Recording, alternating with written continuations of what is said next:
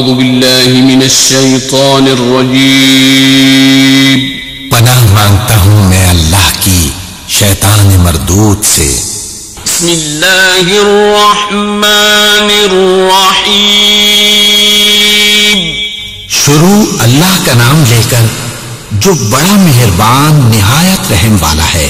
أعوذ بالله من الشيطان الرجيم।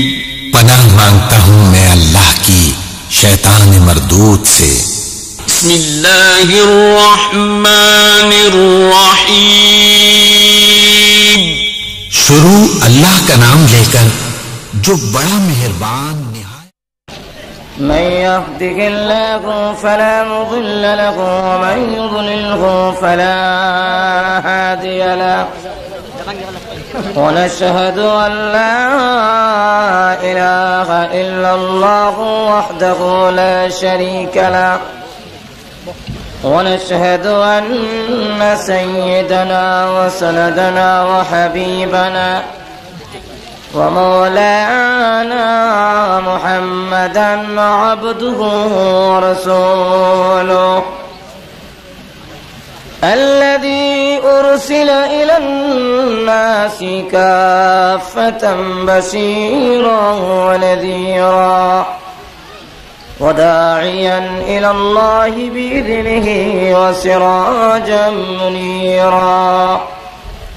أما بعد فقد قال الله تعالى في كلامه المجيد وفي فرقانه الحميد.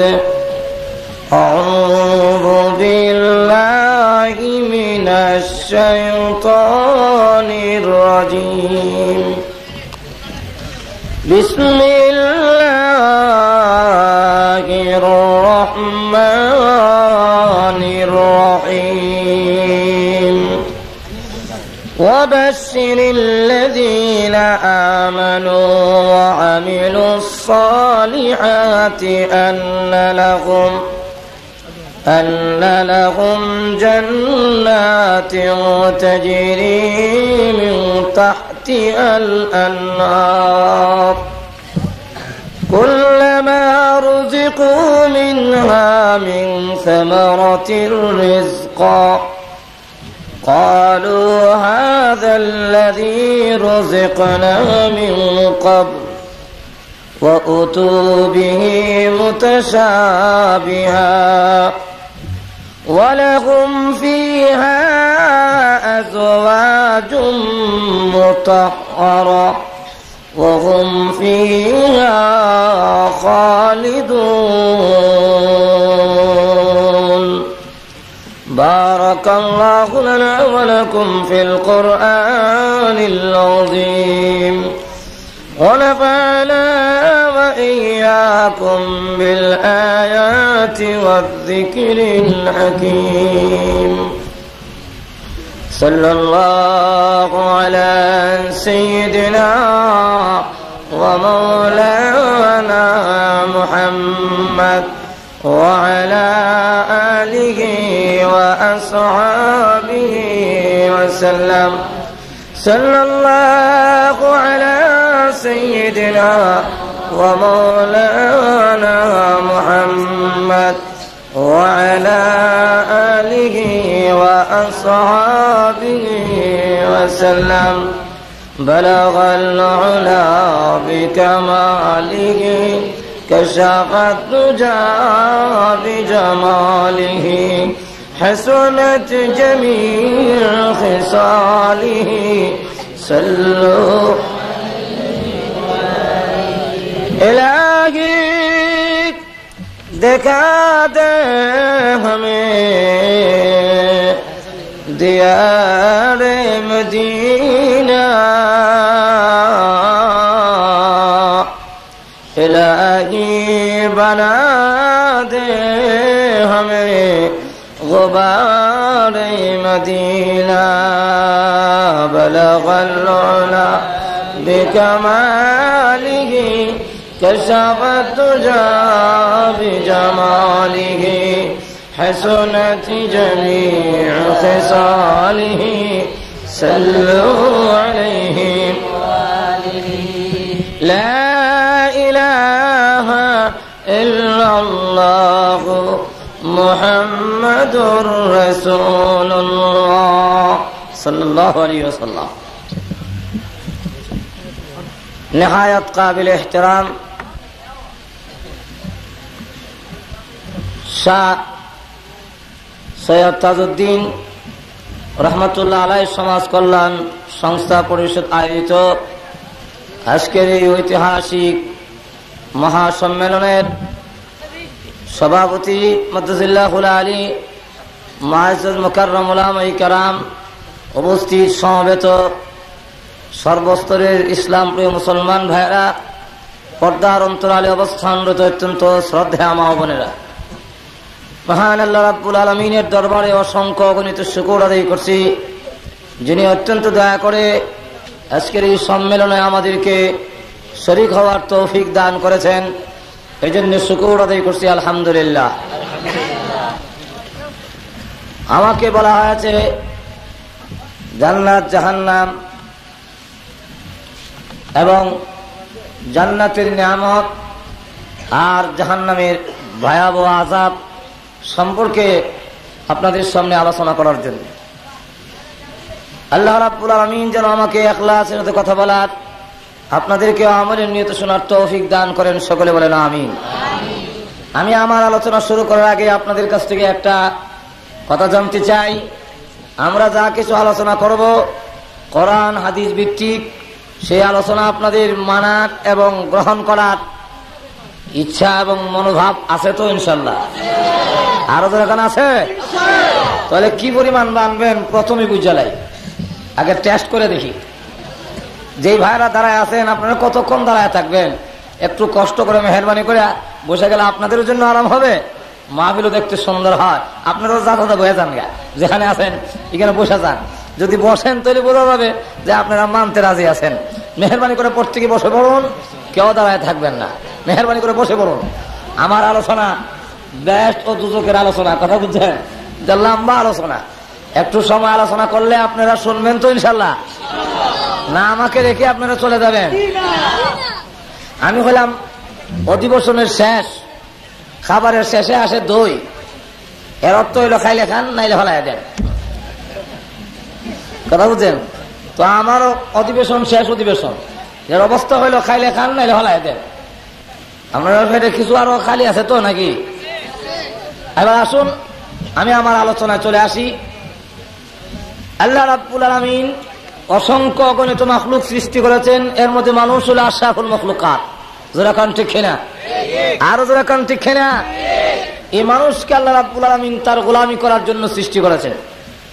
যারা কান ঠিক না, আল্লাহ নিজে বলেছেন ওয়ামা খালাকতুল জিন্না ওয়াল ইনসা ইল্লা লিয়াবুদুন। আল্লাহ বলেন মানুষ আর জিন গোষ্ঠীকে তার ইবাদতের জন্য, তার গোলামির জন্য সৃষ্টি করেছে। তো এই ইবাদত কি আল্লাহ কি ইবাদতের মুখাপেক্ষি নাকি? আমরা সকলে যদি আল্লাহর ইবাদত করি, গোলামি করি, এতে কি আল্লাহর সম্মান বাড়বে? আর একটু জোরে কোন বাড়বে? আমরা যদি সকলেই আল্লাহ না করুক, সকলে যদি আল্লাহর গোলামি ছেড়ে দেই, এতে কি আল্লাহর ইজ্জত সম্মান কমবে? কমবেও না, বাড়বেও না। আল্লাহ এমন এক সত্তা যার কমতি নাই, যার বাড়তি নাই, যার লয় নাই, যার ক্ষয় নাই। যারা কোন ঠিক না? তাহলে আল্লাহ কেন বললেন তার গোলামির জন্য আমাদেরকে সৃষ্টি করেছেন? এই জন্য তাফসীর কারকরা লিয়াবুদুনের অনেক ব্যাখ্যা করেছেন। এর মধ্যে একটা ব্যাখ্যা হলো লিয়াবুদুন আই লিয়ানফাউন, মানুষের ফায়দা হবে, ইবাদত করলে তোমাদের লাভ হবে। যারা কোন ঠিক না? মানুষ যদি আল্লাহর গোলামি করে, আল্লাহর দাসত্ব করে, এতে মানুষের লাভ। যেরকম কার লাভ? আরো যেরকম কার লাভ? মানুষের লাভ। মানুষ আল্লাহর গোলামি করলে আর দাসত্ব করলে আল্লাহ রাব্বুল আলামিন ওয়াদা দিয়েছেন, হে নবী আপনি সুসংবাদ প্রদান করুন, ওয়াবাশশিরিল্লাযীনা আমানু ওয়া আমিলুস সালিহাতি আন্না লাহুম জান্নাত। হে নবী আপনি সুসংবাদ প্রদান করুন, যারা ঈমান আনয়ন করবে, আমার বান্দাদের মধ্যে যারা আমার প্রতি বিশ্বাস স্থাপন করবে, লা ইলাহা ইল্লাল্লাহু মুহাম্মাদুর রাসূলুল্লাহ সাল্লাল্লাহু আলাইহি ওয়াসাল্লাম এই কালিমা যারা পড়বে এবং যারা নাকি নেক আমল করবে, আমি আল্লাহ রাব্বুল আলামিন ওয়াদা দিলাম তাদের জন্য আমার তৈরি জান্নাত রিজার্ভ করে রেখে দিয়েছি। আয়াতের মধ্যে আল্লাহ রাব্বুল আলামিন উল্লেখ করেছেন, ইন্নাল্লাযীনা আমানু ওয়া আমিলুস সালিহাতি কানাত লাহুম জান্নাতুল ফিরদাউসি নুজুলা। আল্লাহ রাব্বুল আলামিন বলেন, যারা কি ঈমান আনবে এবং আমলে সালেহ নেক আমল করবে, আমি আল্লাহ রাব্বুল আলামিন তাকে জান্নাতুল ফিরদাউসের মেহমান বানাবো। কোন জায়গার মেহমান? জান্নাতুল ফিরদাউসের মেহমান। কারণ জান্নাতুল ফিরদাউস তথা জান্নাত পেতে হলে পূর্ব শর্ত হলো ঈমানদার হইতে হবে। যেরকম কি হইতে হবে? আরো যেরকম কিদার। ঈমান না আনলে নবীর বাপ হইলো খাতির নাই। যেরকম ঠিক না? ভাইরা আমার, দুনিয়ার সমৃদ্ধির জন্য, দুনিয়ার উন্নতির জন্য, দুনিয়ার ইজ্জত পাওয়ার জন্য সেখানে ঈমান শর্ত নয়। হোক সে মুমিন, হোক সে কাফের, সকলকে আল্লাহ রাব্বুল আলামিন দুনিয়ার সমৃদ্ধি, দুনিয়ার উন্নতি, বেঈমান কাফেরদেরকে আল্লাহ রাব্বুল আলামিন দান করবেন দুনিয়ার ইজ্জত। আল্লাহ রাব্বুল আলামিন যেমন মুমিনকে দিয়েছেন, কাফেরকে দেন নাই? আর জোরে কোন দেন নাই? বিশ্বের সবচেয়ে বড় প্রেসিডেন্টের নাম কি? আরো জোরে কোন কি? বুশ। তাহলে এই বুশ রাষ্ট্রীয় সম্মান পাইছে না পাইছে না? আরো জোরে কোন পায় নাই? তাহলে আল্লাহ রাব্বুল আলামিন কাফেরদেরকেও সম্মান দেন, কাফেরদেরকেও ইজ্জত দেন। তার পবিত্র কোরআন শরীফে সূরা বনী ইসরাঈলের মধ্যে উল্লেখ করেছেন, আল্লাহ রাব্বুল আলামিন কাফেরদেরকেও দুনিয়ার সম্মান দিবেন, দুনিয়ার ইজ্জত দিবেন, আবার মুমিনদেরকেও দিবেন। তবে কাফেরের চাইতে মুমিনদেরকে ইজ্জত, সম্মান, ধন সম্পদ আরো বেশি দিবেন। যেরকম ঠিক না? তাহলে এই পৃথিবীর মালিক আল্লাহ। যেরকম কে? এই পৃথিবীর মালিক কে? আল্লাহ। যদি পৃথিবীর মালিক হয়ে থাকে, রাজত্বের মালিক যদি আল্লাহ হয়ে থাকে, বুশ প্রেসিডেন্ট হয় কোন যুক্তিতে? যেরকম ঠিক না? বুশ রাষ্ট্রীয় প্রধান কেমনে হয় এটা আমার বুঝে ধরে না। হুজুর সাল্লাল্লাহু আলাইহি সাল্লামকে আল্লাহ রাব্বুল আলামিন বলেন, হে নবী আপনি বলুন, কুল, আপনি বলুন, আল্লাহুম্মা মালিকাল মুলক তুতিল মুলকা মান তাশা ওয়া তানজিউল মুলকা মিম্মান তাশা। হে নবী আপনি বলুন, আয় আল্লাহ আপনি রাজত্বের মালিক, আপনি যাকে ইচ্ছা তাকে রাজত্ব দান করেন, যার কাছ থেকে ইচ্ছা রাজত্ব ছিনায় আনেন। আল্লাহ রাজত্বীয় ক্ষমতা, রাষ্ট্রীয় ক্ষমতা দান করেন, আবার রাষ্ট্রীয় ক্ষমতা ছিনায় আনেন। দেওয়ান এবং নেওয়ানের ক্ষমতা কার হাতে? আরো যখন কার হাতে? এই আয়াতের শান নজুল বলবো নাকি? আরো যখন বলবো, সমস্ত বেঈমান কাফেররা যখন ঐক্যবদ্ধ হয়ে এসেছিল, হুজুর সাল্লাল্লাহু আলাইহি সাল্লামকে নিশ্চিহ্ন করা হবে, সাহাবায়ে কেরামকে মদিনা থেকে নিশ্চিহ্ন করা হবে, মদিনা নামে কোনো জিনিস রাখা হবে না, সবগুলো একখানে নিশ্চিহ্ন করা হবে। যেইভাবে আজ আফগানিস্তানের জমিনকে নিশ্চিহ্ন করার জন্য সমস্ত বেঈমান কাফের ঐক্যবদ্ধ হয়ে ওসামা বিন লাদেনের নাম দিয়া আফগানিস্তানকে নিশ্চিহ্ন করার ষড়যন্ত্র করে সকল দল মত নির্বিশেষে ঐক্যবদ্ধ হয়ে আসছে। যেরকম ঠিক না? ঠিক তেমনি ভাবে মদিনা থেকে নিশ্চিহ্ন করা হবে, সমস্ত দল মত নির্বিশেষে ঐক্যবদ্ধ হয়ে এসেছে 15,000 সোলজার নিয়ে। এদের মধ্যে 4,000 সোলজার আছে, সৈন্য আছে, যারা একজন 1,000 সৈন্যের মোকাবেলা করতে পারে।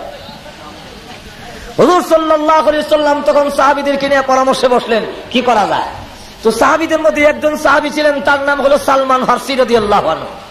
সেই সালমান ফারসি বলেন, হুজুর আমার বাড়ি তো পারস্যে, আমি দেখেছি বহিরাগত কোনো হামলা আসলে সেখানে আমরা বড় একটা খাল খনন করে ফেলি, যাতে করে দুশ্মন খালটা ডিঙ্গে আমাদের সামনে আসতে না পারে। অতএব আমরা যদি একটা খাল খনন করে ফেলি তাহলে মনে হয় আমাদের প্রতিহত করা, প্রতিরোধ করা আমাদের জন্য সহজ হবে। 3.5 মাইল লম্বা সালমান ফারসির পরামর্শে খাল খনন করার জন্য নির্দেশ দেওয়া হলো। 3.5 মাইল লম্বা, 10 হাত গভীর, 15 হাত প্রশস্ত এমন একটি খাল খনন করার জন্য রাসূল যখন নির্দেশ দিলেন, 40 জন লোককে 10 হাত জায়গা মাটি খনন করার জন্য নির্দেশ দেওয়া হলো। একটির মধ্যে রাসূলের নামও ঘোষণা করলেন। তো 10 ভিতরে হযরত সালমান ফারসির নামও ঘোষণা করা হলো যে সালমান ফারসি এই 10 হাতের ভিতরে মাটি খনন করবে। রাসূল 2টা দাগ দিয়েছেন, দাগের ভিতর দিয়ে তোমরা মাটি কাটবা। সালমান ফারসি যে বন্ধ করে দিয়েছেন আল্লাহ রাসূল, এই বন্ধকের ভিতরে বিশাল একটা পাথর পড়ে গেল, যে পাথরটা ভাঙ্গাও সম্ভব না, উঠানোও সম্ভব না। আবার রসুলের দাগটা ডিঙ্গায় অন্যদিকে খাল খনন করে নেওয়া এটা যুক্তিসঙ্গত না। অতএব এখন কি করা যেতে পারে? আল্লাহ রাব্বুল আলামিন সকল সাহাবী বাদ দিয়ে সালমান ফার্সির বন্ধকের মধ্যে এত বড় পাথর কেন দিলেন? আল্লাহ বুঝাইতে চান, ও সালমান, তুমি পরামর্শ দিয়েছো খাল খনন করলেই কাবের প্রতিহত হয়ে যাবে, প্রতিরোধ করা যাবে। আসলে কাবেরকে প্রতিরোধ করা, প্রতিহত করা, কাবেরদের উপরে মুসলমানের বিজয়ী হওয়া, এটা সৈন্যের বলে নয়, অস্ত্রের বলে নয়, ক্ষমতার বলে নয়, খালের বিনিময় নয়, এটা আল্লাহর সাহায্যে মুসলমান বিজয়ী লাভ করে। যেরকম ঠিক না? এই জন্য সালমান ফার্সির বন্ধকের মধ্যে বিরাট বড় একটা পাথর পড়ে গেল। এখন তুমি না কইসলা যে এই খাল খনন করতে পারলে প্রতিরোধ করা যাবে, এখন পাথর কাটো, এখন তার পাথর সরাতে পারে না। হুজুর সাল্লাল্লাহু আলাইহি ওয়াসাল্লামের কাছে গিয়ে বললেন, হুজুর এখন পাথর তো পড়ে গেছে, পাথর রেখে তো আমরা খাল খনন করতে পারতেছি না। রাসূল তখন নিজে ওই কুদাল নিয়ে এসে যখন পাথরে আঘাত করলেন, রসুলের গায়ে, এই পৃথিবীর 4000 পুরুষের গায়ে যেই পরিমাণ শক্তি, আল্লাহ একা রসুলকে সেই পরিমাণ শক্তি দান করছিলেন। হুজুর সাল্লাল্লাহু আলাইহি ওয়াসাল্লাম তখন সমস্ত শক্তি প্রয়োগ করে কোরআনের আয়াত পড়েন আর আঘাত করেন। যেই মাত্র আঘাত করেছে, আঘাত করার সাথে সাথে পাথরটা টুকরা হয়েছে, ঠিক সাথে সাথে আগুন ধরে উঠেছে। এই আগুনের ফুঁকাত যেই মাত্র জ্বলে উঠেছে, রসুল তখন বললেন আলহামদুলিল্লাহ। আবার যখন আঘাত করলেন, করে আর একটা টুকরা হলো, আগুন জ্বলে উঠলো, রসুল আবার বললেন আলহামদুলিল্লাহ। সাহাবীরা জিজ্ঞাসা করেন, ওগো আল্লাহর নবী আলহামদুলিল্লাহ বললেন কেন? রসুল বলেন, যেই মাত্র আগুন জ্বলে উঠেছে, ওই আগুনের ফুঁকাতে আমাকে আল্লাহ রাব্বুল আমিন রোম সম্রাটের সমস্ত রাজপ্রাসাদ, বিল্ডিং গুলো আমার চোখের সামনে তুলে ধরেছে। যেই মাত্র বিল্ডিং গুলো দেখতে লাগলাম, এমনি জিবরাইল আমার কানে কানে কয়, ওগো আল্লাহর নবী, সেই দিন বিশুদ্ধ নয়, এমন একদিন আসতেছে সেই রোমের রাজপ্রাসাদ গুলো আপনার উম্মতের পদতলে এসে যাবে। রসুল বলেন, তখন আমি আলহামদুলিল্লাহ বললাম। আবার যখন নাকি আমি আঘাত করেছি, আগুন জ্বলে উঠেছে, এই আগুনের প্রকাশের মাধ্যমে আল্লাহ পারস্য সম্রাটের সমস্ত রাজপ্রাসাদ, বালাখানা, বিল্ডিং গুলো আমার চোখের সামনে তুলে ধরলেন। জিবরাইল তখন আমার কানে কানে বলল, হুজুর ওই যে বিল্ডিং গুলো দেখা যায়, সেই দিন বেশি দূরে নয়, এই বিল্ডিং এর মালিক আপনার উম্মত হবে, সেই জায়গাও আপনার উম্মতের পদতলে এসে যাবে। রসুল বলেন, তখন আমি বললাম আলহামদুলিল্লাহ। যখন রসুল এই ঘোষণা দিলেন, কাফেররা তখন হাসে আর কয়, ক্রিটিসাইজ করে আর কয়, মুহাম্মদ শুনলে মুখে হাসি পায়, পেটে পাথর বাঁধে রাখছে, খাওয়ান নাই, ফিট ডাকবার কাহন নাই, দুশ্মন প্রতিহত করার মতো ক্ষমতা নাই, খাল খনন করতেছে আগেই ভয়ে।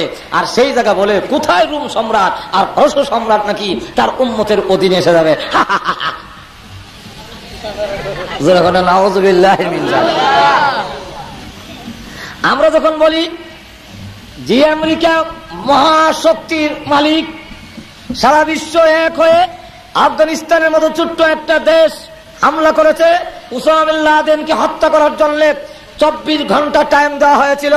কিন্তু আমরা যখন বলি সেই দিন বেশি ধরে নয়, এমন একদিন আসতেছে আমেরিকার হোয়াইট হাউসের মধ্যে ইসলামের পতাকা উড্ডীন হবেই হবে ইনশাআল্লাহ। তখন একদল আছে মুনাফিকের গোষ্ঠী, ওরা কয় যখন আসেনি, আরো যখন আসেনি না মোল্লা, তালেবান শেষ, উসামা বিন লাদেন শেষ, যখন বলে না এরকম, যখন বলে না। আসলে পরাজয় কি উসামা বিন লাদেনের না বুশের? কেমনে? সে বলছিল সারা বিশ্বের শক্তি আমার সাথে একত্রিত করে 24 ঘন্টার ভিতরে উসামা বিন লাদেনকে জীবিত অথবা মৃত বিশ্ব আদালতের সামনে হাজির করা হবে। যেরকম ঠিক না? 24 ঘন্টা গেল, 24 দিন গেল, 24 সপ্তাহ গেল, 24 মাস যাওয়ার পথে উসামাকে গ্রেফতার করবে দূরের কথা, তার পাগড়ির লেজে লাগালো এখনো হয়নি। যেরকম ঠিক না?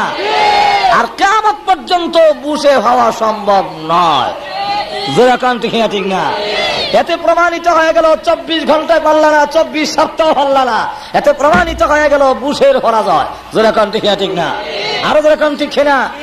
আর দেখা গেল তালেবান শেষ, মোল্লা ওমর শেষ, সব শেষ। কিন্তু মাঝে মাঝে আবার দেখা যায় গর্তের ভিতর থেকে বের হইয়া এমন মাইর দেয়, একদিনের মাইরে 220 জন নাই, হাসপাতালের কোন সিট খালি নাই, আমেরিকার সৈন্য আহত সৈন্যের কারণে। যেরকম ঠিক না?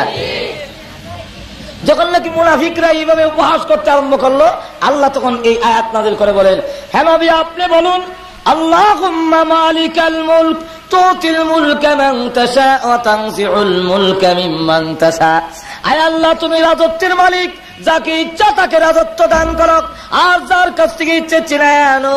রাষ্ট্রীয় ক্ষমতা দেওয়া আর নেওয়া এটা একমাত্র তুমি মালিক। জোরে কোন ঠিক না?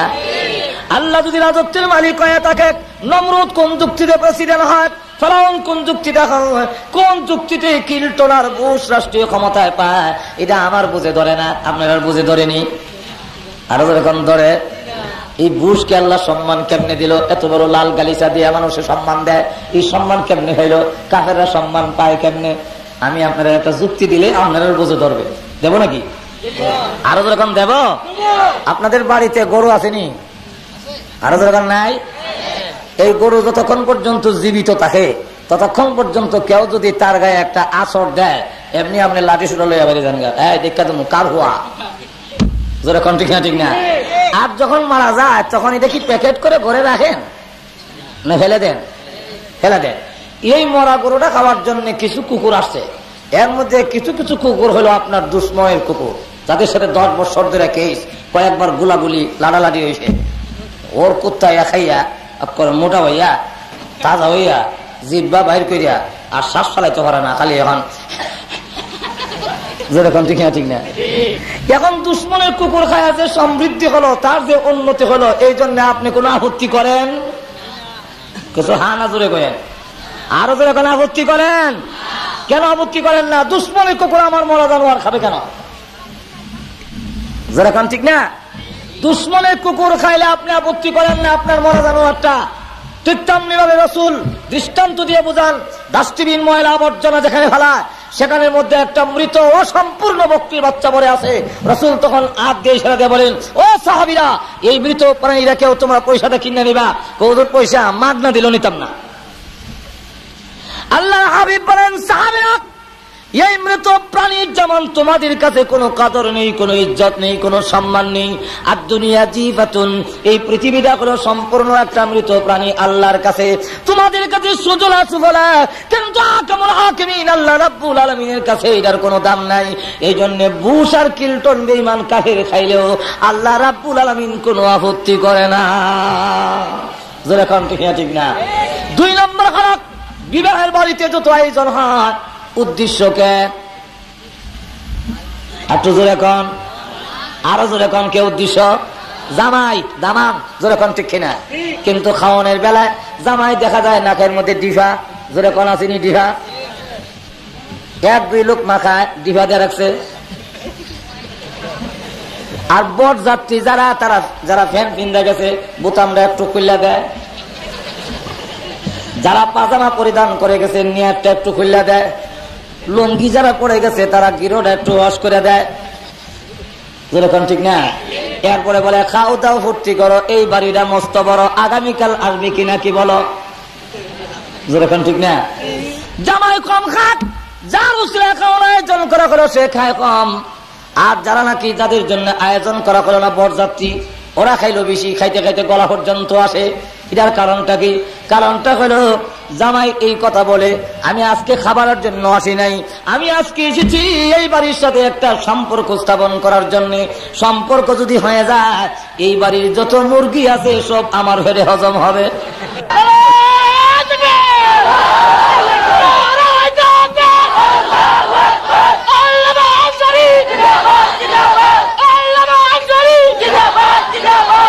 আর যেই সমস্ত বেঈমান কাফেররা, তারা যেহেতু জান্নাতে কোনো খাবার নাই, তারা তখন স্লোগান দেয়, গান গায়, খাও দাও ফুর্তি করো, এই বাড়িটা মস্ত বড়, এই পৃথিবী মস্ত বড়, আগামীকাল বাঁচবে কিনা কি জানো? যেমনি মন চায় sex free, free mind, free sex, যা চায় তা বুক করো, যা চায় জনশক্তি প্রয়োগ করো, কোনো আপত্তি নাই, কারণ জান্নাতের খাবার আমাদের কপালে নাই। জোরে কন ঠিক না? ঠিক না? আরো জোরে কন ঠিক না? আল্লাহ রাব্বুল আলামিন বলেন, তোমরা জনমের মতো খাও, কিয়ামতের দিন তোমাদেরকে জান্নাতি নিয়ামত দেওয়া হবে না। যেমনি ভাবে আন্দর মহলের যখন ডাক আসে, আন্দর মহলের ভিতরে যখন যায়, তখন শুধু জামাই নাকো ডিভা দিয়া যায়, দরজা বন্ধ করে রাখার কোনো বিধান নাই। আমাদের দেশে যদিও জামাইয়ের সাথে কলমদ্দি সলমদ্দি দুলাভাই যায়, হ্যাঁ, শরীয়তের বিধানে নাই, শুধু জামাই যাবে, কিন্তু আবার গেলে দরজা বন্ধ করে রাখে, সালাম দেয়। এটা আমাদের দেশের নিয়ম, সিলুক দেয়, আসসালামু আলাইকুম ভাই, এনে জামাই আইসে বিয়ে করতো, আপনারা আইসেন কেনে? যেরকম ঠিক কিনা? ওরা আবার জবাব শিক্ষা গেছে, যারা বিয়ে করছেন না আপনারা শিক্ষা যায় না আমার কাছ থেকে। এখন আবার তারা কয় ওয়ালাইকুম সালাম ভাই, ওবা জামাই আইসে বিয়ে করতো, আমরা আইসি শোভা। যেরকম ঠিক না? ঠিক না? দরজা বন্ধ করার কোন বিধান নাই, কিন্তু বন্ধ রাখে। যাই হোক, ওই দিকে যাবো না, একবারে জামাই ঢুকার পারমিশন দেয়। বরযাত্রী যদি ভিতরে যেতে চায়, সেখানে একজন সুন্দরী রূপসী সুরসী কন্যা ঘোমটা দিয়ে সুন্দর শাড়ি আঁচল একবারে নতুন শাড়ি পরিধান করে অলংকার লাগাইয়া আন্দর মহলের ভিতরে মাথা নিচে করে বসে আছে। ওই মহিলারা বরযাত্রীর জন্য নয়, শুধু জামাইয়ের জন্য রিজার্ভ করা আছে। যেরকম ঠিক না? ঠিক না? সেখানে যদি কোনো বরযাত্রী উকি দেয়, এমনি বাড়ির যেই কেহ যদি দেখে, ডাক টাক ধরে নিয়ে বরযাত্রীর ঘরে, এই কথা হয়, এই কথা যায় না। যেরকম ঠিক না? ঠিক না? বরযাত্রীর ঘরে যাইতে দেয় না, ডাক্কা ওই জামার ঘরে আন্দর মহলে যেতে দেয় না, বরযাত্রীর ঘরে পৌঁছায় দেয়। ঠিক তেমনি ভাবে কিয়ামতের কঠিন ময়দানে আল্লাহ ডাক দিয়ে বলবেন, উদখুলুহা বিসালামিন আমিনিন। এই বান্দারা, জান্নাতের গেট তোর জন্য উন্মুক্ত, তোর জন্য খুলে দেওয়া হয়েছে। ভিতরে গিয়ে দেখ সুরসী সুন্দরী রূপসী কন্যা এমন সুন্দর আঁচল মাথায় দিয়া, মাথা নিচের দিকে দিয়ে তোর জন্য অপেক্ষা করতেছে। তার মাথার আঁচলটা, এই যে শাড়ির যে আঁচল, এটার দাম তামাম পৃথিবী বিক্রি করলেও আল্লাহ রসুল বলেন জান্নাতি হুর ও গিলমানের শাড়ির আঁচলের দাম হবে না। সেই কোনটা দিক সুন্দরের রূপসী কন্যা অলংকার লাগাইয়া জান্নাতের ভিতরে আন্দর মহলে যখন নাকি মাথা নিচের দিকে নিয়ে বসে আছে, ফেরেশতারা বলে ভিতরে ঢুকো, আন্দর মহলে ঢুকো। এমন সময় যদি কোনো বেঈমান কাফের ওই জান্নাতের আন্দর মহলের দিকে উকি মারে, আমরা তো বরযাত্রী ছিলাম, এখন আমি জান্নাতের ভিতরে যেতে চাই, আন্দর মহলে যেতে চাই, এমনি ফেরেশতা গার ধরে ধাক্কা দিবে আর বলবে ওয়ামতাজুল ইয়াউমা আইয়ুহাল মুজরিমুন, যা জাহান্নামের ঘর, এটা হলো তোদের বরযাত্রীর ঘর, সেখানে যা, জান্নাতের আন্দর মহলে তোর মতো বুশের জায়গা নাই। যেরকম ঠিক না? ঠিক না? আরো যেরকম ঠিক কিনা? এজন্য আসল পরকালের নিয়ামত পাইতে হইলে, দুনিয়ার নিয়ামত, দুনিয়ার সমৃদ্ধি, দুনিয়ার উন্নতি, দুনিয়ার ইজ্জত পাইতে হলে ইমান শর্ত নয়, ইমানদার হইতে হবে না। কিন্তু আখিরাতের নিয়ামত পাইতে হলে ইমানদার লাগবে না? লাগবে না? আরো যেরকম লাগবে কিনা? আর না নবীর বাবা কইল খাতির নাই। ইব্রাহিম আলাইহিস সালাতু সালাম সম্পর্কে হযরত ইব্রাহিম আলাইহিস সালাম দোয়া করেন বাবা সম্পর্কে, কারণ বাবা সম্পর্কে ওনার তখন জানা ছিল না, উনি কোন অবস্থায় মারা গেছে তা তো জানা নাই। তাই তিনি ডাক দিয়ে বলেন, পরওয়ারদিগার রব্বুল আলামিন, আমার আব্বা যে আজরটা করেছিল গো, আমার আব্বারে জাহান্নামের আগুন থেকে মাফ দিয়ে দাও। আল্লাহ ডাক দিলেন, ইব্রাহিম তুমি কি আমার বিধান ভুলে গেছো? তুমি কি আমার বিধানের কথা মনে নাই? ঈমান না আনলে আমি আল্লাহ কাউকে মাফ দেই না। যেরকম ঠিক কিনা? ঘুমাই গেছেন? তুমি আসতে কই ঘুমাই গেছেন নাকি আপনারা? ঈমান না আনলে মাফ দেয় না। শর্ত হলে ঈমান আনতে হবে। আল্লাহ হাবিবের সন্ধান পাওয়া যায় না, কিছু সময়ের জন্য রাসূলের কোনো খোঁজ পাওয়া যায় না। এমনি সকল দিকে সাহাবেরা বের হয়ে গেলেন, ওমর একদিকে বের হলেন, আবু বকর একদিকে বের হয়ে গেলেন, হযরত আবু হুরায়রা আরেকদিকে বের হয়ে গেলেন। ওমর হাতে তরবারি ডাকতে বলে, রে মদিনার মুনাফিকরা, ওরে মদিনার বেঈমান কাফিররা, রাসূলের অনুসন্ধান করব, রাহমাতুল লিল আলামিনের সন্ধান যদি না পাই, আমি খাত্তাবের ছেলে ওমরের হাত থেকে একটাও রেহাই পাবো না, সবগুলো আমি হত্যা করে ফেলবো। খলিফাতুল মুসলিমিন ওমর হাতে তরবারি নিয়ে ফেলেছে। আবু হুরায়রা একদিকে বের হয়ে গেল। আবু হুরায়রা বলেন, রাসূল কোন দিকে গেছে, কোথায় গেছেন তা কিভাবে আমি খুঁজে বের করবো? তবে একটা মাপকাঠি আছে, একটা সন্ধান করার যন্ত্র আমার কাছে আছে। রাহমাতুল লিল আলামিন যে রাস্তা দিয়ে যেতেন, ওই রাস্তা দিয়ে মেশকে আম্বরের গ্রাম সুগ্রাণ আসতো। আবু হুরায়রা বলেন, আমি রাস্তা বের হইয়া নাক টানতে আরম্ভ করলাম, রাহমাতুল লিল আলামিন কোন পথ দিয়ে গিয়েছেন। এমনি দিকে আমার নাকের মধ্যে সুগ্রাণ আসতেছে, ওই গ্রামকে ফলো করে আমি রওনা হলাম। যেতে যেতে এক বাগানের কাছে গিয়া দেখি যেন জান্নাতের এই সুগ্রাণ বাগানের ভিতর থেকে আসতেছে, মেশকে আম্বরের সুগ্রাণটা যেন বাগানের ভিতর থেকে আসতেছে। তাই আমি চাইলাম বাগানের ভিতরে ঢোকার জন্য, কিন্তু চতুর্দিকে ওয়াল দেওয়া, ঢোকার কোনো রাস্তা পাই না। হঠাৎ করে একটা গর্ত পেয়েছি, ওই গর্ত দিয়ে আমি বাগানের ভিতরে ঢুকবো। ঢুকে গিয়ে দেখি আল্লাহর হাবিব রাহমাতুল লিল আলামিন ওই বাগানের ভিতরে ধ্যানমগ্ন অবস্থায় আল্লাহর দরবারে উম্মতি উম্মতি বলে কাঁদতেছে। আমি জানতে বললাম, ইয়া রাসূলুল্লাহ, ইয়া হাবিবাল্লাহ, সমস্ত সাহাবীরা পাগলে না হয়ে গেছে, মদিনায় কিয়ামত দাঁড়িয়ে হয়ে গেছে, আপনি বাগানের ভিতরে উম্মতির উম্মতি বলে কাঁদেন, মেহেরবানি করে বের হয়ে আসুন। আল্লাহর হাবিব বলেন, ওরে আবু হুরায়রা, এই মুহূর্তে আমি বের হব না, আমার কান্দার কারণে আল্লাহর রহমতের সাগরে জোশ উঠে গেছে। আল্লাহ রাব্বুল আলামিনের দরবারে আমি উম্মতির উম্মতি বলে কেঁদেছি। সকল উম্মত, সকল মানুষ রাসূলের উম্মত, ইহুদি, খ্রিস্টান, বৌদ্ধ, মুশরিক, মুসলমান, সব তো রাসূলের উম্মত। যেরকম দেখিয়া ঠিক না, উম্মত দুই প্রকার, একদল উম্মতের নাম উম্মতে ইজাবত, আর এক উম্মতের নাম হলো উম্মতে দাওয়াত। একদল উম্মত রাসূলের দাওয়াত গ্রহণ করেছে, আর একদল উম্মতে রাসূলের দাওয়াত গ্রহণ করে নাই। বেঈমান কাফেররা রাসূলের দাওয়াত গ্রহণ করে নাই। রাসূল সকল উম্মতের জন্য কান্দে, আল্লাহুম্মা উম্মতি, আল্লাহুম্মা উম্মতি। উম্মতের ভিতরে ইহুদি আছে, উম্মতের ভিতরে খ্রিস্টান আছে, উম্মতের ভিতরে মুশরিক আছে। রাসূল সকল উম্মতের জন্য কান্না, এই কান্না দেখে আল্লাহ দয়া এসে গেছি। আল্লাহ রাব্বুল আলামিন ডাক দেন, নবী আমার, আমি আপনার দরখাস্ত মঞ্জুর করলাম, আর কান্দেন না গো, তবে একটা শর্তের সাথে আমি আল্লাহ আপনার উম্মতকে জান্নাত দিব। আপনি এই কথা জানায়া দেন, যে ব্যক্তি ঈমান আনবে, মান কালা লা ইলাহা ইল্লাল্লাহ ফাদাখালাল জান্নাহ। আল্লাহ রাসূল বলেন, হে আবু হুরায়রা, আল্লাহ রাব্বুল আলামিন আমার দরখাস্ত মঞ্জুর করে একটা শর্তের সাথে আমার উম্মতকে আল্লাহ জান্নাত দিয়া দিছে। একটু জোরে বলেন সুবহানাল্লাহ। এই মুহূর্তে রাস্তায় গিয়ে ঘোষণা দে, মান কালা লা ইলাহা ইল্লাল্লাহু ফাদাখালাল জান্নাহ। মান হলো এখানে শর্ত হলো, মান যেটা, এটা মানে শর্তিয়া বলা হয়। শর্ত হলো, যে ব্যক্তি লা ইলাহা ইল্লাল্লাহ পড়বে আর তার দাদা হলো, তার প্রতিদান হলো ফাদাখালাল জান্নাহ। তার শর্ত হলো দাখালাল জান্নাহ, তার দাদা হলো, আর শর্ত হলো লা ইলাহা ইল্লাল্লাহ। যে ব্যক্তি লা ইলাহা ইল্লাল্লাহ পড়বে তার প্রতিদান হলো জান্নাত। সুবহানাল্লাহ কইতেন না? আল্লাহ রাসূল আবু হুরায়রা যা ঘোষণা দেখ, আবু হুরায়রা বলেন, হুজুর, যেখানে আপনার সন্ধান পায় না, এখন আমি গিয়া যদি বলি লা ইলাহা ইল্লাল্লাহ, মায়ের একটু মাটি ছড়তো না, আমার সকলে মারবে। হুজুর বলেন, এই নো জুতা দিলাম, জুতা লইয়া যাও, যদি কেউ বিশ্বাস না করে আমার জুতা দেখাইও। কেউ বলেন আবু হুরায়রা রাসূলের জুতা মাথায় লইছেন, কেউ বলেন বুকুল তুলে প্লে বাড়িছে, দাওয়াত দিব। প্রথমে যে লোকটাকে পাইলেন, এই লোকের নাম হলো হযরত উমর। কি নাম? গরম না ঠান্ডা? ওমর, রাসূলের সন্ধান পাইছি। পাইছ কোথায়? কোথায় বলবো পরে? আগে বলো লা ইলাহা ইল্লাল্লাহ ফাদাখালাল জান্নাহ। ওমর কয়, হ্যাঁ লা ইলাহা ইল্লাল্লাহ, মাস একটা সব। হযরত আবু হুরায়রা বলেন, খাররাল ইস্তি, আমি সর খাইয়া গুজে গিয়ে আমার 17 জন পড়ছি। আর উমরের সরটা, রাসূল বলছেন দাওয়াত দেওয়ার জন্য তুমি আমার সর মারলা, আমি এখন রাসূলের কাছে বিচার দেব। ধরে গেছে, হুজুর আপনি বলেন না দাওয়াত দেওয়ার জন্য? হ্যাঁ বলছি। আমার উমরের সর মারলো গেলা, দেখে উমর ভিজে হারা। আমা তুমি অত তাড়াতাড়ি কেমনে আইলে? আমার কান্দ ভর দিয়েছ? কজরে উমর হারা, আমার সর মারছ। কেউ সর মারলা কেন? হুজুর আপনি তো আল্লাহর রহমতের সাগরে ডুবন্ত ছিলেন, আপনি যে বলছেন তা তো সত্য, কিন্তু সাধারণ পাবলিক এটার অর্থ বুঝবে না। তারা মনে করবো নামাজ না পড়লেও চলবো, লা ইলাহা ইল্লাল্লাহ বললেই সারবো। রাসূল বলেন, আবু হুরায়রা, উমর যেটা বুঝছে ঠিকই বুঝছে, আর সাবধান এইভাবে কইও না।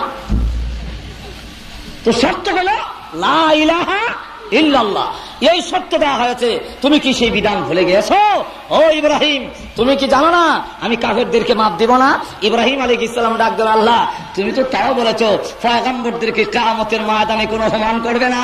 হ্যাঁ এটা তো ঠিক। তো দুইটা ঠিক হয় কেমনে? একটা না ঠিক হইব? আল্লাহ দুটোই ঠিক, দুটোটা ঠিক কেমনে? কেমনে দেখবা নাকি? বলে হ্যাঁ, এমনি ইব্রাহিম আলাইহিস সালাতু ওয়াস সালামের 2 হাতের মাঝখান দিয়া জাহান্নাম পর্যন্ত সমস্ত পর্দা সরাই দেওয়া হয়েছে। ইব্রাহিম আলাইহিস সালাম জাহান্নামের দিকে তাকায় দেখেন অদ্ভুত একটা প্রাণী জাহান্নামের আগুনে জ্বলতেছে। আল্লাহ, একটা প্রাণী যে জাহান্নামের আগুনে জ্বলতেছে সেটা তো চিনছি না। আল্লাহ ডাক দিয়ে বলেন, এটাই হলো তোমার বাবা আজর ঠাকুরটা। হ্যাঁ, আজর ঠাকুর আমার আব্বা? বলে হ্যাঁ। তো সুরত তো চিনা যায় না? তো এটা আমি করছি। কেন করছেন? তো তোমার ইজ্জত সম্মান রক্ষার জন্য আমি তোমার আব্বার সুরত পরিবর্তন করে দিয়েছি, যাতে লোকেরা তোমার আব্বা চিন্না তোমাকে লজ্জা দিতে না পারে। আমি আল্লাহ সুরত পরিবর্তন করে দিয়েছি।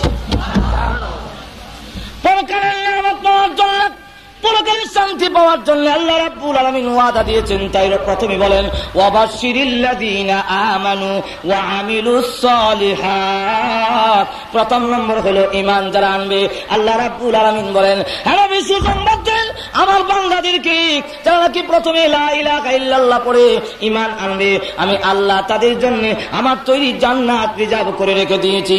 যাকে ছোট্ট বেহেশত দেওয়া হবে, এই বেহেশতটা হবে এই পৃথিবীর 10টা পৃথিবীর সমান। আটু জোরে কন্যা সুবহানাল্লাহ। আর উপরেরটা কত বড় বলবো নাকি? আরো জোরে কোন বলবো?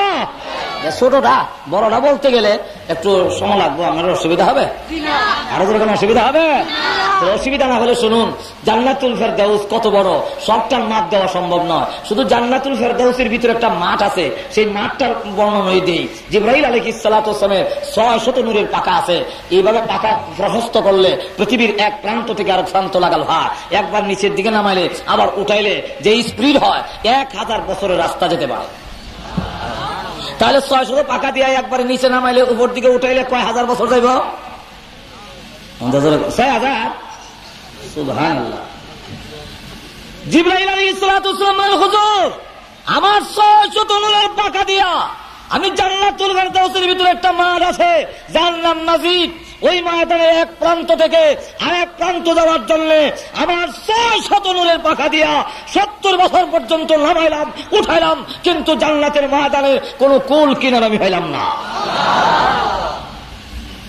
এখন চিন্তা করেন, মাঠটা যদি এত বড় হয়। জিবরাইল আলাইহিস সালাতু ওয়াস সালাম বলেন, যেখানে সিদরাতুল মুনতাহা থেকে পৃথিবী পর্যন্ত আসতে গেলে একটা মানুষ চোখ উপর দিকে উঠাইয়া আবার এমনি নিচের দিকে নামাইতে চোখ ফাঁকি দিতে যদ্দূর সময় লাগে, এর ভিতরে সিদরাতুল মুনতাহা থেকে পৃথিবীতে আমি পৌঁছে যায়। একটু জোরে বলেন না সুবহানাল্লাহ। তাহলে সেই জিবরাইল যদি 70 বছর ফাঁকা মাইরা ময়দানের কোন কুল কিনার আসে না, তাহলে এবার চিন্তা করেন মাঠটা কত বড় আর জান্নাত কত বড়। একটু জোরে বলেন না সুবহানাল্লাহ। বেহেশতের মধ্যে নিম্নে 100 তালা, উপরে হলো 6666 তালা। না সুবহানাল্লাহ কবেন কেমনে? ওই মতিঝিল গিয়া 30 তলা বিল্ডিং দেখা ঠিক না, 30 তলা বিল্ডিং। আর বেহেশতের নিম্নে 100 তালা, উপরে 6666 তালা। আজকে যাদের মাথায় পাগড়ি দেওয়া হলো তারা 6666 তালার উপরে থাকবে, কিন্তু আবেশ সাহেবরা নিজের দাম নিজেও বুঝে না। যেরকম ঠিক না আবেশ সাহেব বলছি, আর আমার কি আমি ছবিটা করো নয়, আমার কাম 200 টাকার বিনিময় সারা রাত বনবন বনবন করলো।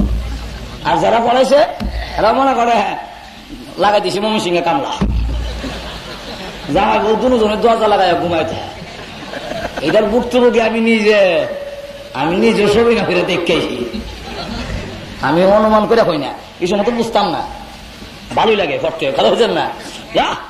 পরে দেখি জামাই বউ হারা দরজা লাগাই ঘুমাইছে, খাওয়া দেয় না খাওয়ানো দেয় না। আর হিসেবে মনে করে সকালে 200 টাকা পাইতাম, আর কে পড়া সারা রাত কি যে পড়ে নিজের দ্বারাই বুঝি না। এলাকায় যা সবিনার নাম, বর্তমানে সবিনার নাম রাখছি আমি বুনবুন তালামুনা কোন কোন সাপোড়া। দেখুন শোনা যায়, ইয়া বানি ইসরাঈল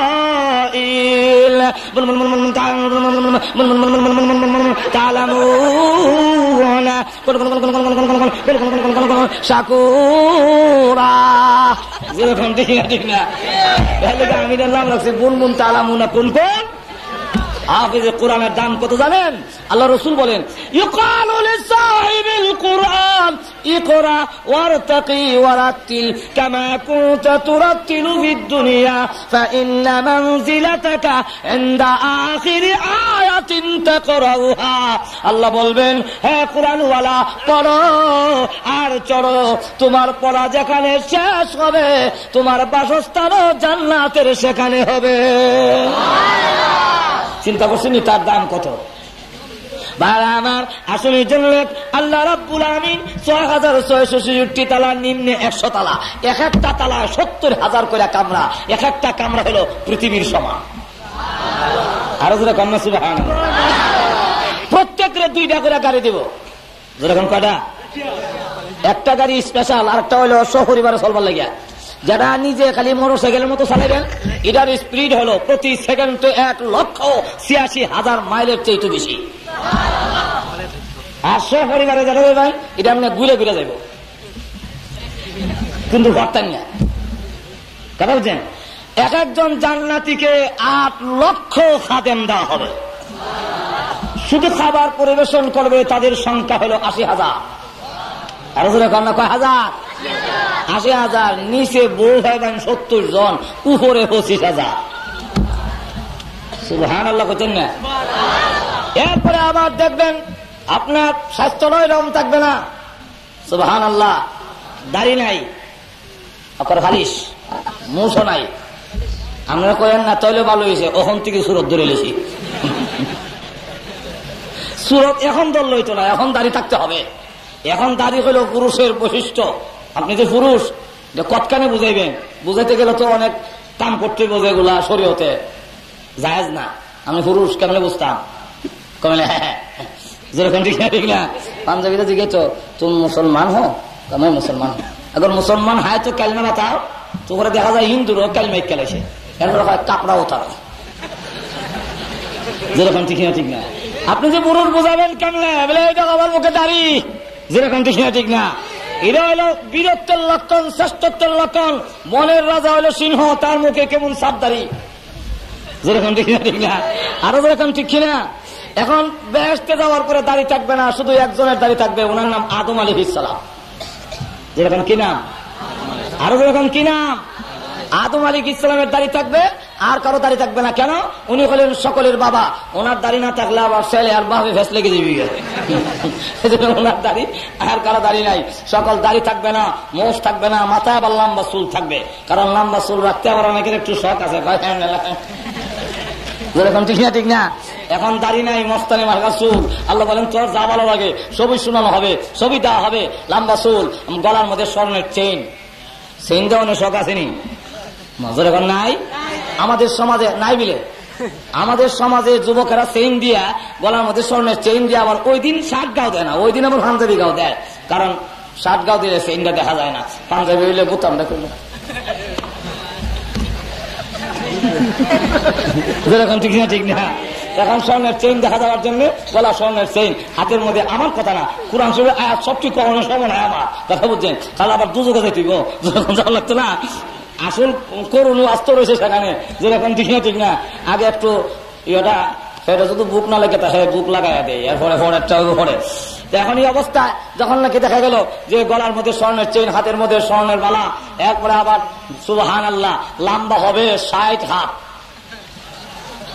ফাঁস হলো ৭ হাত। আমার দুনো হাত প্রহস্ত করছি, 7 হাত হয়েছিনি। আর যখন হয়েছে স্টেজটা রমান প্রায় কাছাইব এমন ফাঁস। আর লম্বা হইল ৬০ হাত। আদম আলাইহিস সালামের সমান লম্বা হবে। আর গলার কণ্ঠস্বর থাকবে দাউদ আলাইহিস সালামের মতো। কারণ গলার আওয়াজ যদি ভালো না হয়, অনেক সময় মনের আশাটা পূরণ হয় না। ঠান্ডার রাত, শেষ রাত্রে মনে হচ্ছে একটা গজল গাইতো, যেই মাত্র টান দিছে, পাইব তোমার। এমনি বহু গুতা দেখো, ছাগলের লাগান কেলে গেবে মাইতাছ। গলার আওয়াজটা ভালো না দিকে কোথালাম না। জান্নাতের ভিতরে কণ্ঠস্বর দাউদ আলাইহিস সালামের মতো হবে, আর চেহারার রং হবে ইউসুফ আলাইহিস সালামের মতো, চরিত্র হবে মুহাম্মদুর রাসূলুল্লাহর মতো। তখন তাকে এই জান্নাতি পুরুষ সুবহানাল্লাহ হুর গিলমান তার দিকে তাকাইয়া 10 বছর তাকাইয়া বলবো ইমন সুন্দর পুরুষ আর জীবনে কোনোদিন দেখছি না। বেহেশতের ভিতরে ঢুকবেন, আপনার জন্য যে এই চেয়ারটা হবে, চেয়ারটার উচ্চতা হলো আলা ফুরুশিম মারফুআ। এই আয়াতের ব্যাখ্যা রাসূল নিজে তাফসীর করেন, জমিন থেকে আকাশ পর্যন্ত উঁচা হবে স্প্রিং। সুবহানাল্লাহ। ওর মধ্যে আবার অর্ধশায়িত চেয়ার, মুত্তাকিইনা আলা সুরুরিন মুতাকাবিলিন, এমনি অর্ধশায়িত সামনে বউ সামনে আর আপনি চেয়ার, স্বামী স্ত্রী দুজন যদি ভালো একটা বাড়ির মধ্যে, এরপরে দুইজন দুই চেয়ার মধ্যে এমনি এলান দিয়ে বইয়া প্রেম আলাপ করা যায়, ওহ কত মজা। যেরকম ঠিক না? এই সময় যদি আমার চাকর চাকরানি খাদেম খুদ্দামেরা শরবত নিয়ে আসে, চা নিয়ে আসে, কফি নিয়ে আসে, আই সুবহানাল্লাহ ট্যাং শরবত নিয়ে আসে, তাহলে আরো জমে। যেরকম ঠিক না?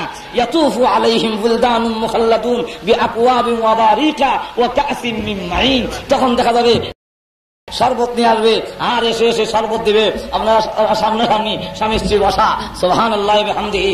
এখন আবার যে টেবিল আছে এই টেবিলে খাওন, যখন নাকি শরবত টরবত খাইয়া একবারে আবার খাওন নিয়ে আসছে 80,000 খাদেম খাবার মিশিয়া, ওরা দুনো হাতে প্লেট আছে, এই হাতে প্লেট এই হাতে প্লেট। এখন চিন্তা করেন 80 1,60,000 প্লেট খাবার আসবে, 70,000 প্রকারের আইটেম সামনে দেওয়া হয়েছে। তখন কবে আমার কোনো মেহমান আইলে কোথেকে দেবো, আমার তো আর কেন গোলা ভরা দান নাই, পুকুর ভরা মাছ নাই, কোথেকে দেবো? মেহমান আসলে আচ্ছা অর্ধেক রেখে দাও। ফ্যাট তো এমন এক জিনিস, এটা বেহেশতে যাওয়ার পরে পেটে খিদাও লাগবে না, আবার দিলে যা ইচ্ছা তা দেওয়া যাবে, অসুবিধা নাই। এখন পেটে যখন ভুক লাগে না অর্ধেক রেখে দিই, এমনি ডাক আসবে, জান্নাতি পুরুষ তোমার জন্য 1,60,000 প্লেট দিলাম, আরো যদি কোনো মেহমান আসে বাংলা তোর চিন্তা করতে হবে না, মেহমান আসতে দেরি হবে, আমি আল্লাহর পক্ষ থেকে 1,60,000 প্লেট খাবার হাজির হইতে দেরি হবে না।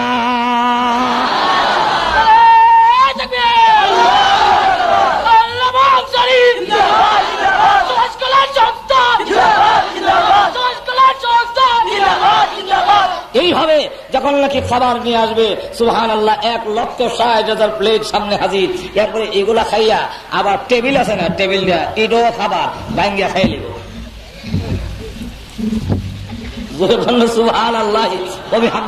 প্রথম যে বেহেশতের নাস্তাটা দিবে এই নাস্তাটা হইলো তামাম পৃথিবীর মাটির রস চিপা ভাই করবে, এর মধ্যে আঙ্গুর নাশপাতি বেদানা আম কাঁঠাল জাম সাম যা আছে সব এর মধ্যে মজা আছে। এই মজার রস একত্রিত করিয়া জাল দিয়া কাই বানাইয়া এটা তো রুটি বানানো হবে, আর মাছের কলজা দিয়া যখন খাওয়ান দিব রুটিটা লাগাই মজা, এমন মজা আর জীবনে খাইছি না। এইভাবে জান্নাতের ভিতরে মার্কেট আছে, সেখানে মার্কেটে যাবে স্ত্রী নিয়ে, মার্কেটে যাওয়ার শখ আসেনি আসেনি? আমার আছে, আপনারও আছে কিনা জানি না, যাই না আর কি। যদি যাইতাম মনে বড় আশা বড় শখ লাগে, কিন্তু যাইতাম পারি না, কথা বুঝছেন না? বেহেশতে যাওয়ার পরে সেখানে মার্কেট আছে, স্ত্রী নিয়ে ঘুরবেন, এমনি দেখে দোকানে গেলে মালিক নাই, শাড়ি লটকানো, একটা ছবি লটকা রয়েছে, ছবির মধ্যে একজন মহিলা 3 টাকা দিয়ে এমনি খাড়ি রয়েছে, এমনি দেখে এটা বউ হইলে ভালো আছে, এটা যেমন সুন্দর একটু বেশি দেখা যায়, কইতে দিবি বউ এটা ছবির থেকে সত্যিকারের মহিলা হইয়া নামতে দেরি হইত না।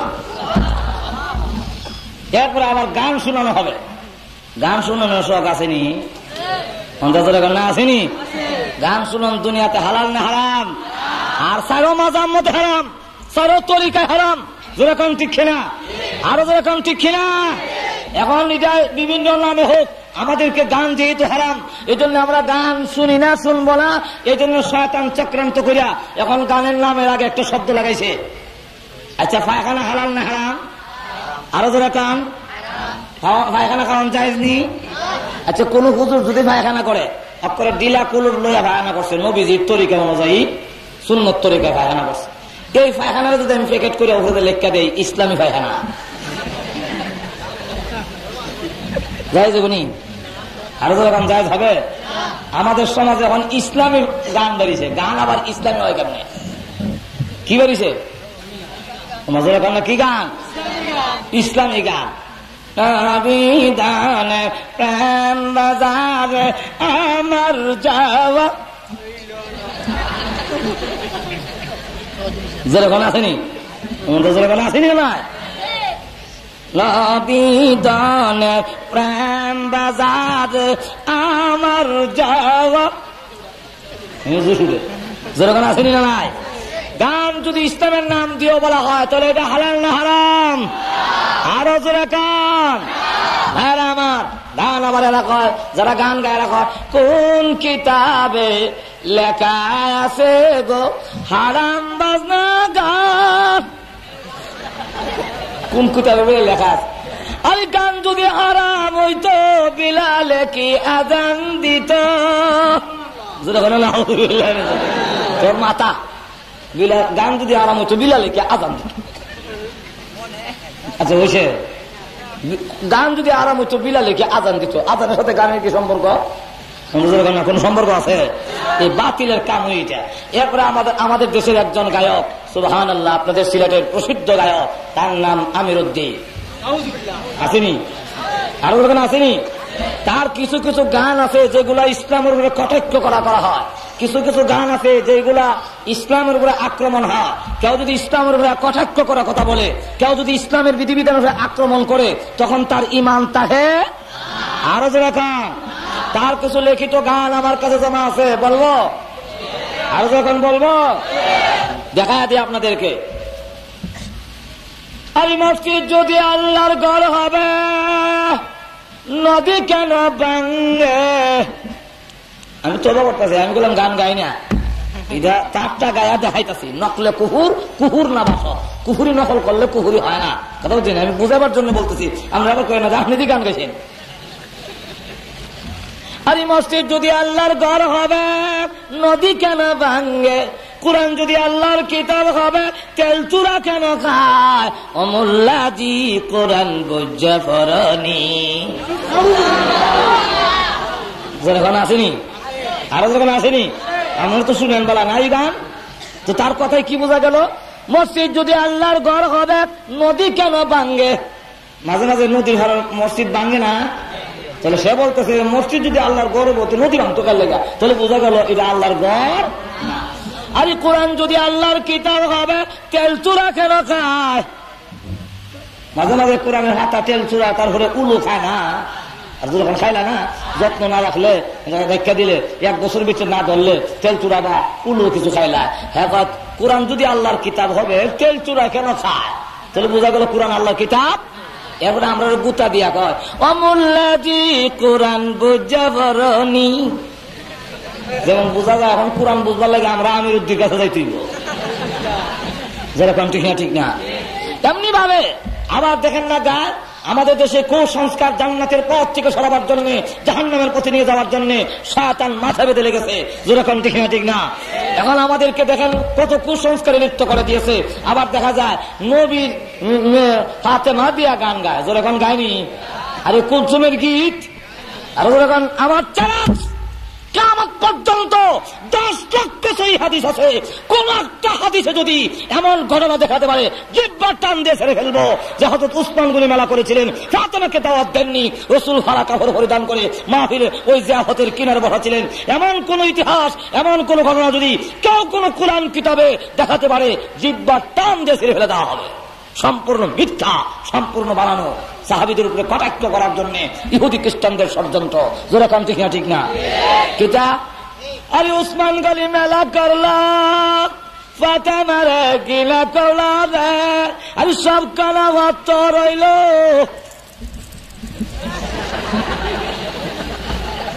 যেরকম আসেনি, যেরকম আসেনি না?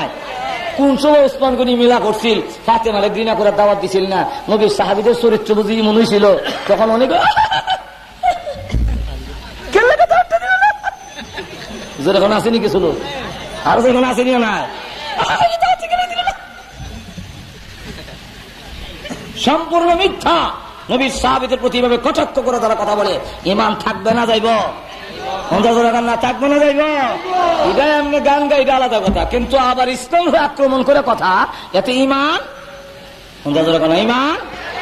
আল্লাহু আকবার। আমাদের দেশে দেখেন না মহরম আইছে, আবার আর আইসেনি মহরম, মহরম আইসেনি। আসলের নামে খবর নাই। মহরম আইলে দেখবেন এমনি ফরজ রোজা রাখে না, মহরম আইলে রোজা রাখে, জুতা ভাও দেয় না, তেল মাথার দেয় না, তরকারি খায় না, নিরামিষ খায়, পানি খায় না, শরবত খায়, যখন আসেনি এরপরে লঙ্গি উল্টাইয়া এমনি এগুলো ব্যান দিয়া আমি নিজে গিয়ে কইরা দেখেছি। আমরা তো মনে করেন না আমতাজি কই, আমার ছাত্র যেমন আমি একদিন গেছি গিয়ে দেখেছি এমনি লঙ্গি উল্টাইয়া এরপরে একবার বিশ্বাস সিন্ধু দেখে দেখে হয়ে রাখা আর অন্যরা এটা যোগান দেয়। দেখা কইতাম নি আরে কাছে মালি রলে যাইতে চাই কান্দে বিবি সকি নাই রে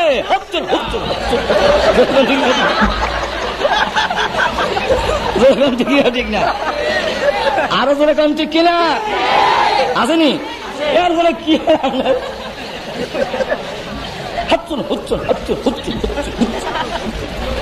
আসেনি। আল্লাহু আকবার। হাসান হুসেনের নাম শুদ্ধ করিয়া হাসান হুসাইন রাদিয়াল্লাহু আনহুমা বলতে হয়, রাদিয়াল্লাহু আনহুমা বলে রাসূল নারাজ হয়। সে জায়গায় রাদিয়াল্লাহু আনহু কইব দূরের কথা হাচ্চল হুচ্চল যেরকম ঠিক না ঠিক না, তাও আবার লঙ্গি উল্টাইয়া কম্বল দেখাইয়া যেরকম ঠিক কিনা। আল্লাহু আকবার। এখন চিন্তা করেন, অথচ হাসান হুসাইনের দাম আছে মিয়া অন্তত আসেনি না না। আব্বা গুড়া কিল্লা দেয় না, আপনি কি একটা গুড়া কিন্না দিতে পারেন না? আমরা দুই ভাই গুড়া দৌড়াবো। রসুল ডাক দিয়ে বলেন হাসান হোসেনরা গুড়া দিব কোথেকে, আমার কাছে তো টাকা নাই, তবে হ্যাঁ আমি নবী তোদের গুড়া দৌড়ানোর শখটা মিটাই দেই। ওগো না না, গুড়া দৌড়ানোর শখ কেমনে মিটাবেন? রসুল ডাক দিয়ে বলেন আমি নিজে গুড়া হইলাম, আমার পিঠে তুই উঠে যা। একটু জোরে কর না সুবহানাল্লাহ। একটা হলো গুড়া দৌড়ানি আর একটা হলো গুড়া দৌড়ানির শখ মিটানি। শখ মিটানি বুঝেননি? কলার ডাব্বা কাটিয়া হাতা হলাইয়া লেস্টার সামান্য রেখা রশ্মি দিয়া বাইন্দা দুই চেঙ্গে সিভা দিয়া কলার ডাব্বাটা দিয়া দড়ি একটা খান্দ দিয়া দৌড়। কি কলাস? গুড়া দৌড়াই। আচ্ছা গুড়া দৌড়াই না নিজে দৌড়ি? এটার নাম হলো নিজে দৌড়া গুড়া দৌড়ানির শখ মিটানি। যেরকম ঠিক না? গুড়া দৌড়ের শখটা মিটা দেয়। আমার পিঠে উঠ, আমি নবী গুড়া হইলাম। রসুল তারা ডুলা গাইয়া গুড়া হইয়া এখন বলেন আমার পিঠে উঠছে হুসাইন, আমি এখন গুড়া হয়ে গেলাম। হুসাইন রসুলের পেটে উঠছে, উঠে এবার নাচে আর কয় গুড়া তো দৌড়ে, আমার গুড়া যে খাড়িয়া থাকে। এমনি রসুল হাবুর করে দৌড়ে। হুসাইন ডাক দিলে না না, গুড়ার তো একটা লাগাম থাকে, লাগাম টানলে লাগাম না টানলে আরাম লাগে না, সব মিটে না। নবী গো ও না না, আমার গুড়ার যে লাগাম নাই। এমনি রসুল তার মাথার সুন্নতি চুল থেকে এক গাছি চুল হুসাইন হাত দিয়া বলে না হুসাইন, এটা হলো তোর গুড়ার লাগাম। এমনি রসুলের চুল ধরে টানে, হুসাইন রসুলের পিঠে নাচে। এই অবস্থায় খলিফাতুল মুসলিমিন ওমর ঘরের ভিতরে ঢুকছে। ঢুকিয়া গিয়া আল্লাহু আকবার, আল্লাহর পরে যার মর্যাদা, তামাম পৃথিবী যার খাতিরে সৃষ্টি করা হলো হোসেন রে, তাকে তুমি গুড়া বানাইছো। তোমার ঘোড়া, তোমার সোয়ারি পৃথিবীর শ্রেষ্ঠ সোয়ারি। এমনি রসুল ডাক দে বলে আরে ওমর, শুধু সোয়ারির প্রশংসা করো না, সোয়ারটার দামও কম না। এটা সারা গালির নাতি না রে, এটা আমি মুহাম্মদুর রাসূলুল্লাহর নাতি। হুসাইনের দাম আসেনি? আরো কোনো আসেনি? কইতাম নি নানা নাতির বহস কইতাম নি বহস। আরো যখন বললো না অসুবিধা হইতেছে আমার আর লাগাল ভাই না ভাই সারাসারি নাই। ঘুমা গেছেন গা ইদানিং আর ইসে তো কোনো মাহফিল আছে বলে মনে হয় না, সুতরাং আর তাড়াতাড়ি সারাসারি নাই। রাজি আছে না? আপনারা আবার মনে করেন না যে আমি বুঝি সারাসারি পারতাম না, আমার আরো সমস্যা আছে। বলেন না বুঝলে মনে হয় আজকে সারারাতে মনে ছাড়তো না। হাসান হোসেন, হযরত হুসাইন 4.5 বছর বয়স, রসুলের কুলে বসে জিজ্ঞাসা করে নানা গো আপনার শ্রেষ্ঠ না আমি শ্রেষ্ঠ, আপনার দাম বেশি না আমি হুসাইনের দাম বেশি? রসুল বলেন হুসাইন রে, কার সাথে তুমি তুলনা দাও? আমি রসুল, আমি তোমার নানার দাম অনেক বেশি। এমনি হুসাইন আপনার বেশি, আমার বেশি। তোমার বেশি লোকের আমার থেকে তোমার বেশি কেমনে হবে? কেমনে হবে এটা কি বলতে হবে নাকি? বলে হ্যাঁ বলো। কথা বলেন আপনার আব্বা কারা? ঘুমে গেছেন গা?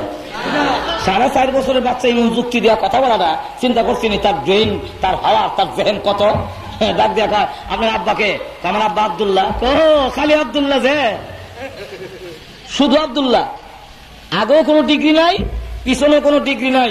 আপনার আব্বা হলে শুধু আব্দুল্লাহ, কয়জনে ছেলে কি ডিগ্রি আছে? আর আমার আব্বাকে আপনি চিনেন, হুসাইনের আব্বারে চিনে না। আর হুসাইনের আব্বাকে রসুল চিনেন না নি? তা আপনি আমার আব্বা চিনেন? তোমার আব্বাকে বল দেখি। আমার আব্বা হলো মদিনার সবচেয়ে বড় আলেম। আমার আব্বা হলো আসাদুল্লাহিল গালিব, আল্লাহর বিজয়ী ভক্ত। আমার আব্বা হলো জান্নাতের সার্টিফিকেট প্রাপ্ত সাহাবী। আমার আব্বা হলো রাসূলের কলিজার টুকরা, আদরের দুলালি হযরত ফাতেমার স্বামী। বলুন আপনার আব্বার চাইতে আমার আব্বার মর্যাদা বেশি না কম? অনেক বেশি। তাহলে আপনি কোন পুরুষের ছেলে আর আমি কোন পুরুষের ছেলে? জোরে কন্যা সুবহানাল্লাহ। রাসূল ডাক দেয়া কয় আর কি আছে বলো? কারো বলতে হবে। বলে হ্যাঁ। তাহলে বলুন আপনার মাকে। আমার মা আমেনা। ও শুধু আমেনা, আগে পিছিয়ে কোনো ডিগ্রি নাই। আপনি কি আমার মাকে চেনেন? সুবহানাল্লাহ।